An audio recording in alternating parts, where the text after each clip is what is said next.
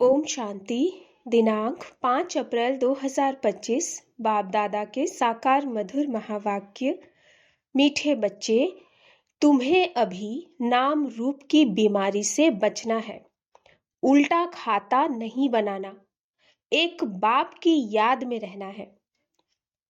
प्रश्न: भाग्यवान बच्चे किस मुख्य पुरुषार्थ से अपना भाग्य बना देते हैं? उत्तर: भाग्यवान बच्चे सबको सुख देने का पुरुषार्थ करते हैं। मनसा वाचा कर्मणा कोई को दुख नहीं देते। शीतल होकर चलते हैं तो भाग्य बनता जाता है। तुम्हारी यह स्टूडेंट लाइफ है। तुम्हें अब घुटके नहीं खाने हैं, अपार खुशी में रहना है। गीत: तुम ही हो माता पिता, तुम ही हो। ओम शांति। सभी बच्चे मुरली सुनते हैं। जहां भी मुरली जाती है सब जानते हैं कि जिसकी महिमा गाई जाती है वह कोई साकार नहीं है, निराकार की महिमा है। निराकार साकार द्वारा अभी सम्मुख मुरली सुना रहे हैं। ऐसे भी कहेंगे अभी हम आत्मा उन्हें देख रहे हैं। आत्मा बहुत सूक्ष्म है, इन आंखों से देखने में नहीं आती।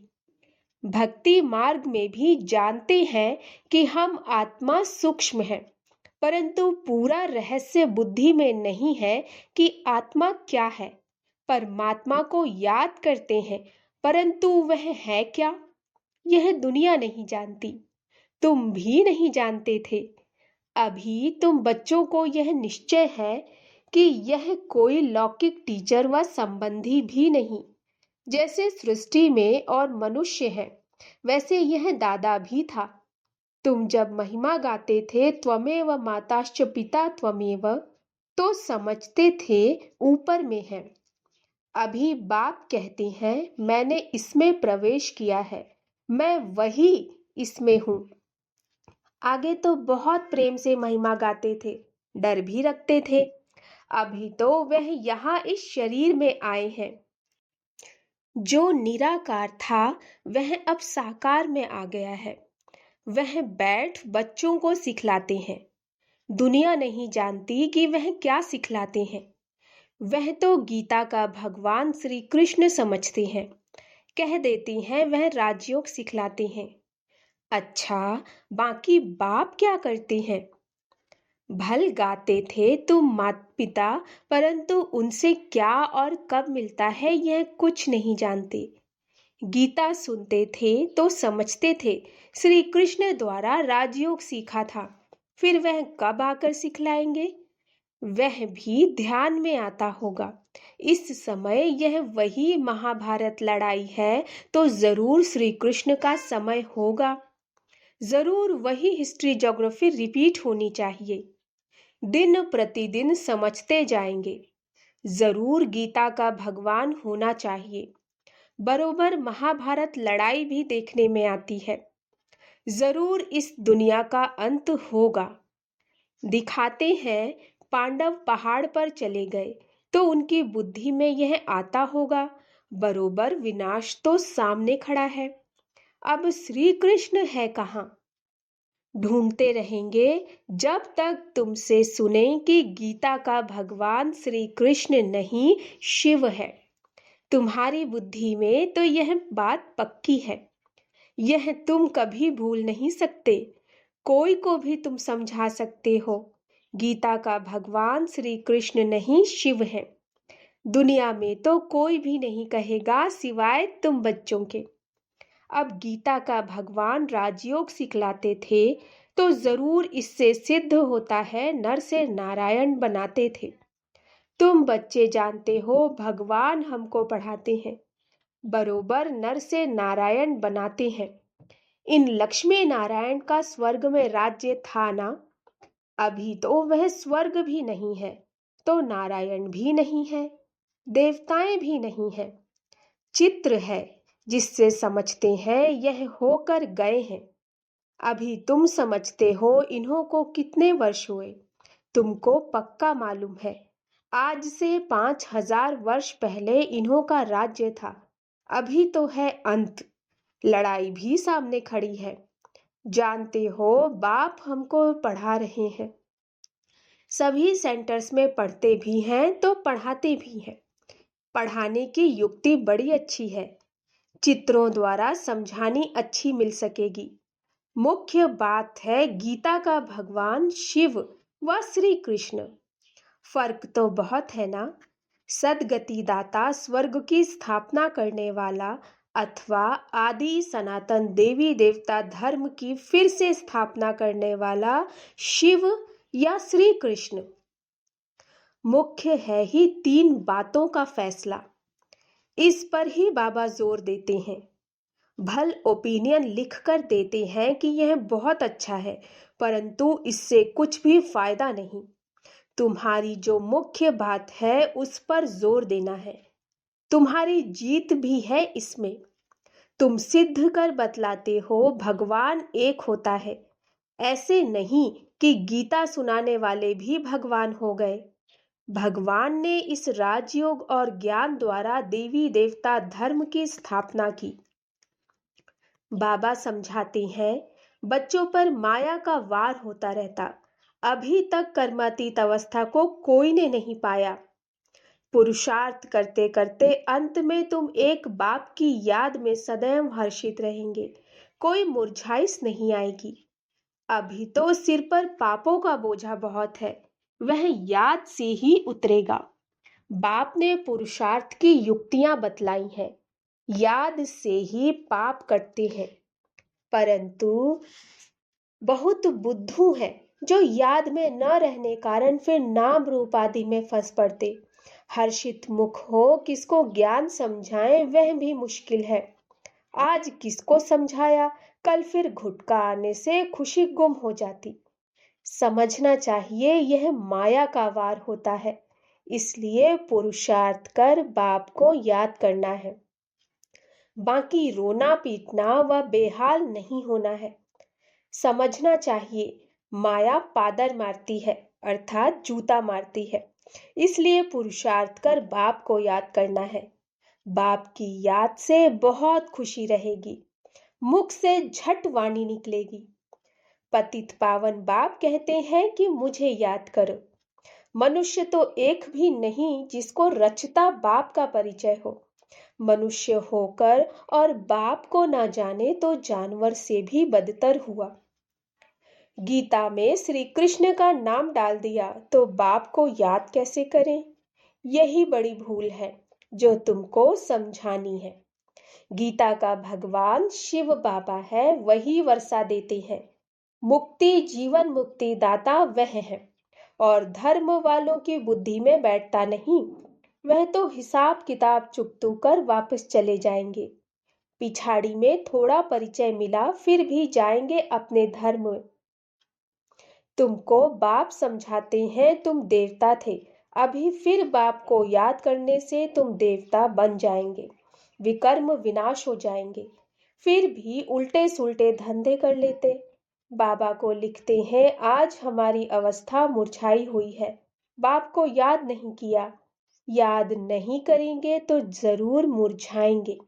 यह है ही मुर्दों की दुनिया। यह है ही मुर्दों की दुनिया। सभी मरे पड़े हैं। तुम बाप के बने हो तो बाप का फरमान है, मुझे याद करो तो विकर्म विनाश हो जाए। यह शरीर तो पुराना तमो प्रधान है। पिछाड़ी तक कुछ न कुछ होता रहेगा। जब तक बाप की याद में रह कर्मातीत अवस्था को पाए तब तक माया हिलाती रहेगी, किसको भी छोड़ेगी नहीं। माया किसको भी छोड़ेगी नहीं, हिलाती रहेगी। जांच करते रहना चाहिए कि माया कैसे धक्का खिलाती है। भगवान हमको पढ़ाते हैं, यह भूलना क्यों चाहिए। आत्मा कहती है हमारा प्राणों से प्यारा वह बाप ही है। ऐसे बाप को फिर तुम भूलते क्यों हो। बाप धन देते हैं दान करने के लिए। प्रदर्शनी मेले में तुम बहुतों को दान कर सकते हो। आपे ही शौक से भागना चाहिए। अभी तो बाबा को ताकीद करनी पड़ती है, उमंग दिलाना पड़ता है। जाकर समझाओ। उसमें भी अच्छा समझा हुआ चाहिए। देह अभिमानी का तीर लगेगा नहीं। तलवारें भी अनेक प्रकार की होती है ना। तुम्हारी भी योग की तलवार बड़ी तीखी चाहिए। सर्विस का उल्लास चाहिए। बहुतों का जाकर कल्याण करें। बाप को याद करने की ऐसी प्रैक्टिस हो जाए जो पिछाड़ी में सिवाय बाप के और कोई याद न पड़े, तब ही तुम राजाई पद पाएंगे। अंत काल जो अलफ को सिमरे और फिर नारायण को सिमरे। बाप और नारायण अर्थात वर्षा ही याद करना है, परंतु माया कम नहीं। कच्चे तो एकदम ढेर हो पड़ते। उल्टे कर्मों का खाता तब बनता है जब किसी के नाम रूप में फंसते हैं। एक दो को प्राइवेट चिट्ठियां लिखते हैं। देहधारियों से प्रीत हो जाती तो उल्टे कर्मों का खाता बन जाता। बाप के पास समाचार आते हैं, उल्टा सुल्टा काम कर फिर कहते हैं बाबा हो गया। अरे खाता उल्टा तो हो गया ना। यह शरीर तो पतपलित है, उनको तुम याद क्यों करते हो। यह शरीर तो पलीत है, उनको तुम याद क्यों करते हो। बाप कहते मुझे याद करो तो सदैव खुशी रहे। आज खुशी में है, कल फिर मुर्दे बन पड़ते। जन्म जन्मांतर नाम रूप में फंसते आए हैं ना। स्वर्ग में यह बीमारी नाम रूप की होती ही नहीं। वहां तो मोह जीत कुटुंब होता है। जानते हैं हम आत्मा है, शरीर नहीं। वह है ही आत्मो अभिमानी दुनिया, स्वर्ग।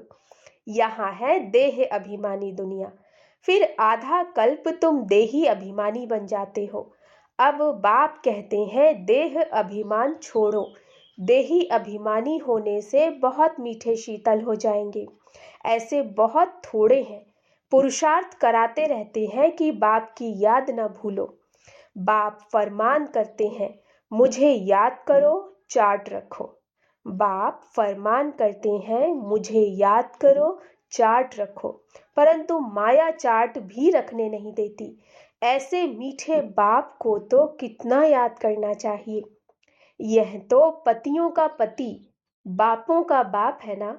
बाप को याद कर और फिर दूसरों को भी आप समान बनाने का पुरुषार्थ करना। इसमें दिलचस्पी बहुत अच्छी रखनी चाहिए। सर्विसेबल बच्चों को तो बाप नौकरी से छुड़ा देते। सरकमस्टेंस देख करके अब इस धंधे में लग जाओ। एम ऑब्जेक्ट तो सामने खड़ी है। भक्ति मार्ग में भी चित्रों के आगे याद में बैठते हैं ना। तुमको तो सिर्फ आत्मा समझ परमात्मा बाप को याद करना है। विचित्र बन विचित्र बाप को याद करना है, यह मेहनत है। विश्व का मालिक बनना कोई मासी का घर नहीं है। बाप कहते हैं मैं विश्व का मालिक नहीं बनता हूँ, तुमको बनाता हूँ। कितना माथा मारना पड़ता है। सपूत बच्चों को तो आपे ही होना लगा रहेगा। छुट्टी लेकर भी सर्विस में लग जाना चाहिए। कई बच्चों को बंधन भी है, मोह भी रहता। बाप कहते तुम्हारी सब बीमारियां बाहर निकलेंगी। तुम बाप को याद करते रहो। माया तुमको हटाने की कोशिश करती है। याद ही मुख्य है। रचता और रचना के आदि मध्य अंत का ज्ञान मिला, बाकी और क्या चाहिए। भाग्यवान बच्चे सबको सुख देने का पुरुषार्थ करते हैं। मनसा वाचा कर्मणा किसी को दुख नहीं देते। शीतल होकर चलते हैं तो भाग्य बनता जाता है। अगर कोई नहीं समझते तो समझा जाता इनके भाग्य में नहीं। जिनके भाग्य में है वह अच्छी रीति सुनते हैं। अनुभव भी सुनाते हैं ना, क्या क्या करते थे। अब मालूम पड़ा है जो कुछ किया उससे दुर्गति ही हुई। सदगति को तब पाएं जब बाप को याद करें। बहुत मुश्किल कोई घंटा आधा घंटा याद करते होंगे, नहीं तो गुटखा खाते रहते हैं। बाप कहते हैं आधा कल्प गुटखा खाया, अब बाप मिला है। स्टूडेंट लाइफ है तो खुशी होनी चाहिए ना, परंतु बाप को घड़ी घड़ी भूल जाते हैं। बाप कहते हैं तुम कर्म योगी हो, वह धंधा आदि तो करना नहीं। नींद भी कम करना अच्छा है। याद से कमाई होगी, खुशी भी रहेगी। योग में बैठना जरूरी है। दिन में तो फुर्सत नहीं मिलती, इसलिए रात को समय निकालना चाहिए। याद से बहुत खुशी रहेगी। किसको बंधन है तो कह सकते हैं हमको तो बाप से वर्षा लेना है, इसमें कोई रोक नहीं सकता। सिर्फ गवर्नमेंट को जाए समझाओ कि विनाश सामने खड़ा है। बाप कहते हैं मुझे याद करो तो विकर्म विनाश होंगे, और यह अंतिम जन्म तो पवित्र रहना है, इसलिए हम पवित्र बनते हैं। परंतु कहेंगे वह जिनको ज्ञान की मस्ती होगी। ऐसे नहीं कि यहाँ आकर फिर देहधारी को याद करते रहें। देह अभिमान में आकर लड़ना झगड़ना जैसे क्रोध का भूत हो जाता। बाबा क्रोध करने वाले की तरफ कभी देखते भी नहीं। सर्विस करने वालों से प्यार होता है। देह अभिमान की चलन दिखाई पड़ती है। गुलगुल तब बनेंगे जब बाप को याद करेंगे। मूल बात ही यह है, एक दो को देखते बाप को याद करना। सर्विस में तो हड्डियां देनी चाहिए। ब्राह्मणों को आपस में शीर खंड होना चाहिए, लून पानी नहीं होना चाहिए। समझ न होने कारण एक दो से नफरत, बाप से भी नफरत लाते हैं। ऐसे क्या पद पाएंगे? तुमको साक्षात्कार होंगे, फिर उस समय स्मृति आएगी यह हमने गफलत की। बाप फिर कह देते हैं तकदीर में नहीं है तो क्या कर सकते हैं। अच्छा, मीठे मीठे सिकिलधे बच्चों प्रति माता पिता बाप दादा का याद प्यार और गुड मॉर्निंग। रूहानी बाप की रूहानी बच्चों को नमस्ते। हम रूहानी बच्चों की रूहानी माता पिता बाप दादा को नमस्ते नमस्ते नमस्ते। गुड मॉर्निंग बाबा। धारणा के लिए मुख्य सार, निर्बंधन बनने के लिए ज्ञान की मस्ती हो, देह अभिमान की चलन ना हो, आपस में लून पानी होने के संस्कार ना हो। देहधारियों से प्यार है तो बंधन मुक्त हो नहीं सकते। देहधारियों से प्यार है तो बंधन मुक्त हो नहीं सकते।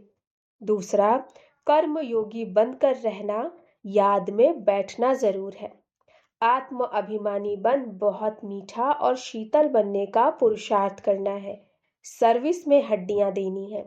वरदान, श्रीमत से मन मत और जन मत की मिलावट को समाप्त करने वाले सच्चे स्व कल्याणी भव। श्रीमत से मन मत और जन मत की मिलावट को समाप्त करने वाले सच्चे स्व कल्याणी भव।